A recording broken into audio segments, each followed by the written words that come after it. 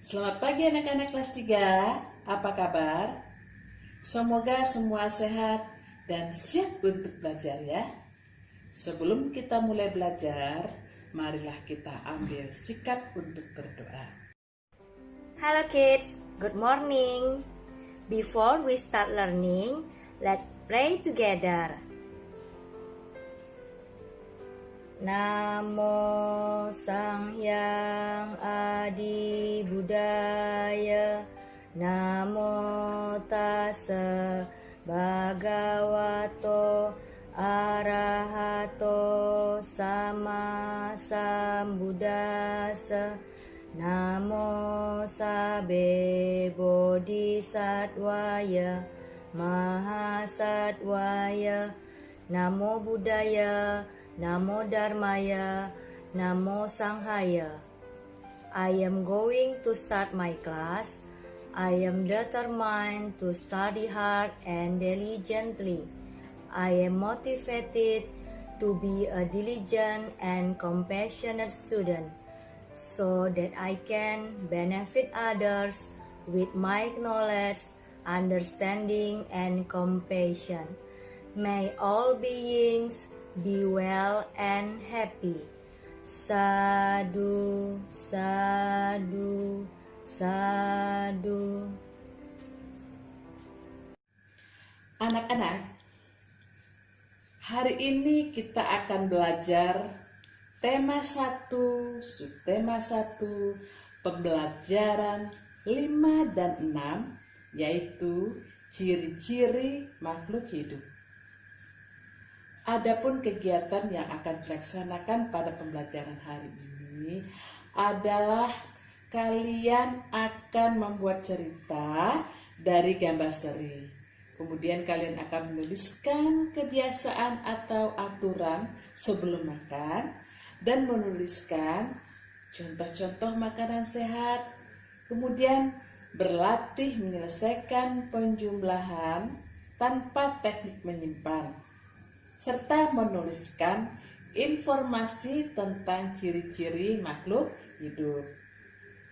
Menyebutkan arti penting bersyukur kepada Tuhan sebagai salah satu makna dari simbol sila Pancasila yang pertama, dan menceritakan pengalaman bersyukur kepada Tuhan yang Maha Esa. Anak-anak, apakah kamu masih ingat dengan ciri-ciri makhluk hidup pada pembelajaran 1, 2, 3, dan 4? Ya, tentu masih ingat bukan? Nah, sekarang perhatikan gambar seri berikut ini. Ya, perhatikan gambar 1, 2, 3, dan 4. Apa yang sedang dilakukan oleh Udin, Edo, dan Beni? Betul, mereka sedang bermain. Kalau kita lihat pada gambar 1, kita lihat di sana mereka sedang bermain apa? Mereka sedang bermain tanah atau pasir. Di situ kalian lihat Edo sedang memegang cacing. Kemudian pada gambar 2, mereka mau makan. Di sana terlihat Beni mencuci tangannya terlebih dahulu, sedangkan Edo langsung mengambil makanan dan langsung makan. Lalu pada gambar ketiga, saat mereka makan, Edo merasakan sakit perut. Pada gambar keempat, Edo terbaring, berarti Edo merasakan sakit. Nah, anak-anak sekalian, dari gambar tadi kita bisa membuat ceritanya. Kalian bisa buat cerita dengan bahasa kalian, tapi harus sesuai dengan gambar ya. Ceritanya juga harus urut. Nah, contohnya seperti versi teacher ini, tapi kalian juga bisa buat yang lain kok. Perhatikan ya. Udin, Beni, dan Edo sedang bermain bersama. Mereka bermain tanah di depan rumah. Setelah bermain, mereka makan. Sebelum makan, Udin dan Beni mencuci tangannya terlebih dahulu. Sedangkan Edo tidak mencuci tangannya dan langsung mengambil makanan dan memakannya. Sesaat setelah mereka makan dengan lahapnya, Edo mulai merasakan sakit pada perutnya. Udin dan Beni lalu membawa Edo pulang dan orang tua Edo membawa Edo ke rumah sakit. Edo sakit perut karena tidak menjaga kebersihan tangannya sebelum makan. Nah, anak-anak semua, setelah kita mendengar dan membaca cerita tadi, maka kita dapat simpulkan bahwa sebelum makan itu juga punya aturan loh. Seperti apa aturannya? Yuk kita simak. Pertama adalah menutup makanan dengan tuduk saji. Mengapa ditutup? Agar makanan itu tidak dihinggapi lalat atau hewan lainnya. Makanan dapat menjadi tempat lalat bertelur yang menyebabkan makanan menjadi kotor. Jika makanan kotor itu kita makan, maka akan menyebabkan kita sakit perut. Lalu, aturan sebelum makan berikutnya adalah kita harus mencuci tangan dahulu. Kalian biasanya ada pegang-pegang apapun ya. Nah, kita nggak tahu nih, misalnya pegang pasir. Pasir itu kan kotor. Atau pegang sesuatu dan kelihatan tangan kita ini bersih-bersih aja kok. Kenapa harus dicuci? Jangan begitu anak-anak. Kalian harus tetap cuci tangan sebelum makan supaya tidak ada kuman yang masuk bersama makanan yang kalian makan. Nah, jika kamu melihat temanmu tidak mencuci tangan sebelum makan, apa yang harus kamu lakukan? Benar, tindakan kamu sebaiknya menasehati temanmu agar temanmu sebelum makan harus cuci tangan dahulu supaya bersih dan tidak ada kuman. Kan begitu anak-anak? Kemudian, aturan sebelum makan adalah berdoa, bersyukur kepada Tuhan, dan berterima kasih atas karunia yang diberikannya. Seperti yang sudah kita pelajari pada pembelajaran yang lalu, untuk bertumbuh makhluk hidup itu perlu makan dan air. Makanan yang baik untuk pertumbuhan adalah makanan yang bersih dan sehat. Kebersihan makanan akan mempengaruhi pertumbuhan.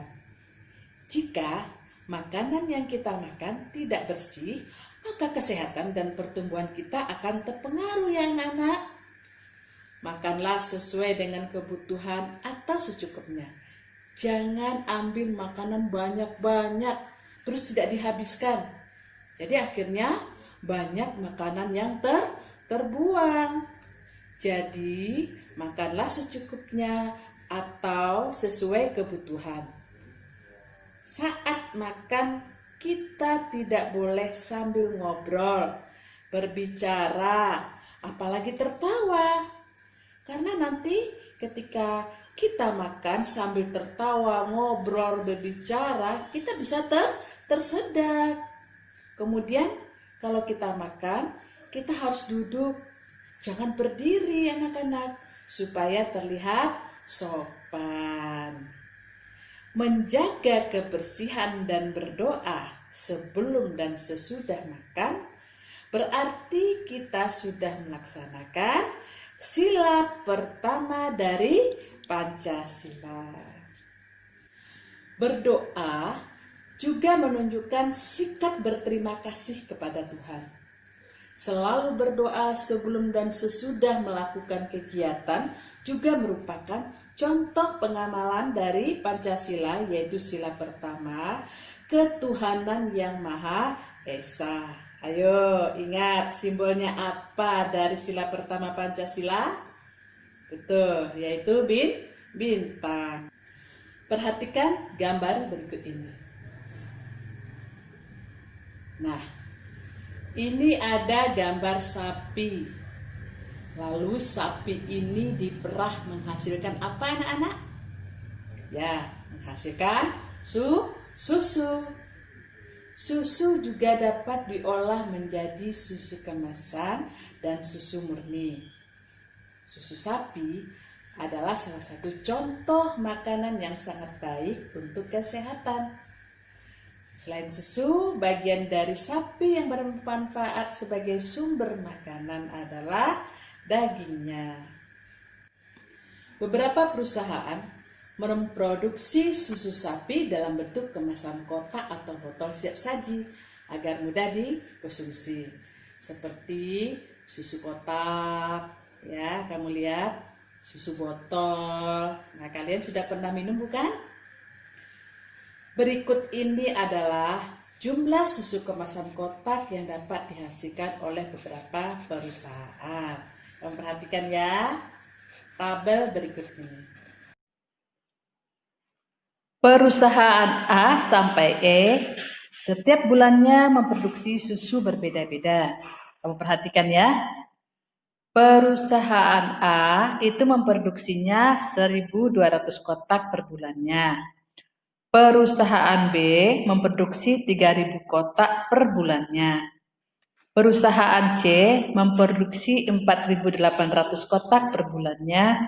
Dan perusahaan D memproduksi 3.250 kotak per bulannya, sementara perusahaan E memproduksi 2.200 kotak per bulannya.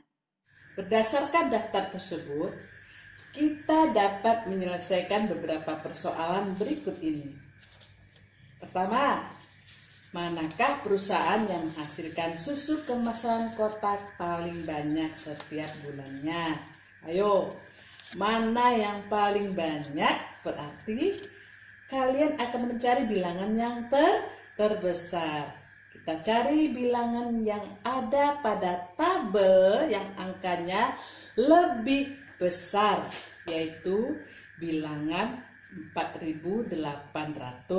Jadi 4.800 adalah perusahaan C. Maka perusahaan C menghasilkan susu kemasan yang paling banyak, yaitu 4.800 kotak. Nah, manakah perusahaan yang menghasilkan susu kemasan kotak yang paling sedikit setiap bulannya? Ayo, mari kita amati tabel ini. Perhatikan ya. Berarti kalian harus mencari angka yang paling kecil. Dari tabel yang kalian amati, kalian pasti sudah bisa menemukan angkanya, bukan? Jadi, angka yang paling kecil adalah 1.200. Maka perusahaan yang paling sedikit menghasilkan susu kotak kemasan adalah perusahaan A, yaitu 1.200 kotak. Kemudian dari tabel yang sama, permasalahan yang muncul adalah berapa jumlah susu kemasan yang dihasilkan perusahaan A dan D. Nah, permasalahan tersebut dapat diselesaikan dengan penjumlahan. Penjumlahan dapat dilakukan dengan cara bersusun ke bawah. Nah, kalian di kelas 2 sudah belajar ya. Sekarang coba perhatikan ya. Letakkan bilangan sejajar sesuai nilai tempatnya. Satuan dengan satuan, puluhan dengan puluhan, ratusan dengan ratusan, ribuan dengan ribuan. Seperti contoh berikut ini. Jadi penjumlahannya seperti ini, perhatikan. 1.200 ditambah 3.250. Jadi satuan dan satuan itu harus sejajar. Puluhan sama puluhan harus sejajar. Kemudian ratusan dan ratusan harus sejajar. Dan ribuan harus sejajar. Jadi kita lihat satuan tambah satuan. 0 tambah 0 adalah 0. Kemudian 0 ditambah 5 adalah 5. 2 ditambah 2, 4. Kemudian 1 ditambah 3 adalah 4. Jadi, jumlah susu kotak semuanya adalah 4.450 kotak. Contoh soal berikutnya masih penjumlahan ya. Berapakah jumlah susu kemasan yang dihasilkan oleh perusahaan B dan D? Kita lihat di sini perusahaan B itu menghasilkan 3.000 kotak, sementara perusahaan D menghasilkan 3.250 kotak. Nah, cara mengerjakan penjumlahannya itu sama dengan contoh pertama tadi, ya. Kita lihat. Contoh berikutnya adalah 3.000 ditambah 3.250. Tetap seperti tadi ya, satuan sama satuan harus sejajar, puluhan dan puluhan sama harus sejajar, kemudian ratusan sama ratusan harus sejajar, ribuan dan ribuan harus sejajar. Jadi di sini kita lihat 0 satuan ya. 0 ditambah 0 adalah 0. 0 ditambah 5 adalah 5.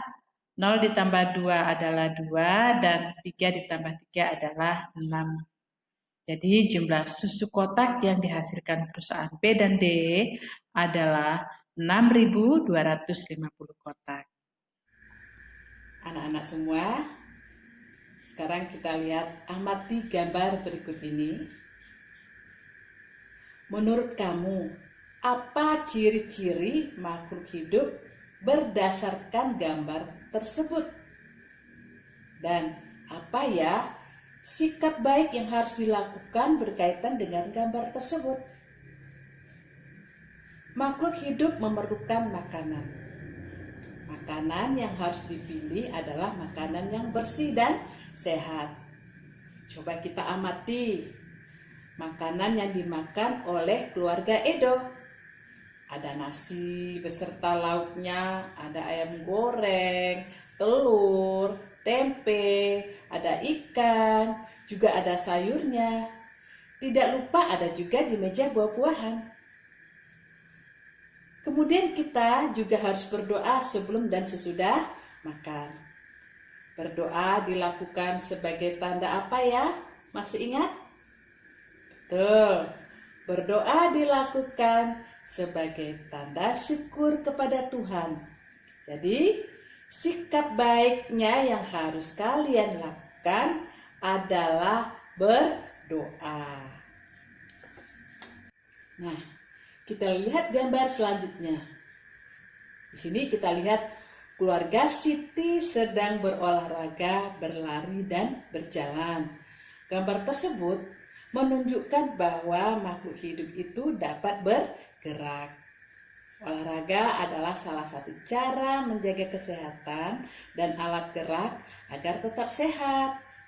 Itu menggunakan sandal atau sepatu untuk menjaga dari benda-benda yang dapat melukai kita. Nah, sekarang coba kamu amati gambar berikut ini. Pada gambar ini terlihat Benny sedang menutup matanya saat melihat silau matahari. Gambar tersebut menunjukkan bahwa makhluk hidup peka terhadap rangsangan. Kemampuan spontan tersebut Tuhan berikan untuk menjaga organ tubuh kita.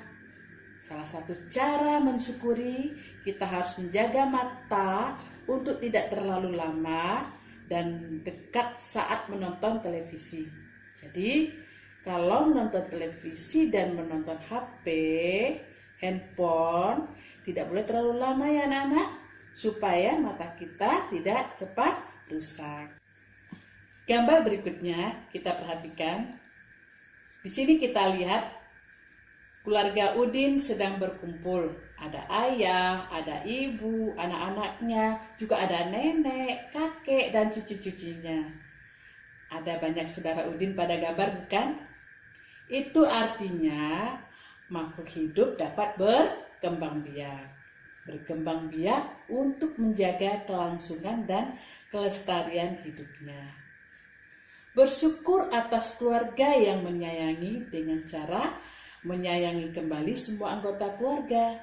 Ini adalah sikap baiknya yang harus kita lakukan. Lalu gambar ini nih, kira-kira ciri-ciri makhluk hidup apa ya? Dan sikap baik apa yang harus dilakukan? Lihat di sini, keluarga Lani sedang menghirup udara. Berarti makhluk hidup itu bernapas. Manusia membutuhkan udara yang bersih. Oleh karena itu, manusia perlu menjaga lingkungannya, mensyukuri kemampuan bernafas dengan ikut menjaga lingkungan, sehingga udara yang dihirup selalu bersih dan sehat untuk tubuh kita. Karena itu, kita membutuhkan oksigen yang dihasilkan dari tumbuh-tumbuhan oleh tanaman yang ada di sekitar kita. Nah, disitulah kita harus menjaga lingkungan kita, menjaga tanaman untuk tetap tumbuh subur. Dari penjelasan pembelajaran yang sudah kalian ikuti, maka kalian dapat menuliskan tentang cara bersyukur.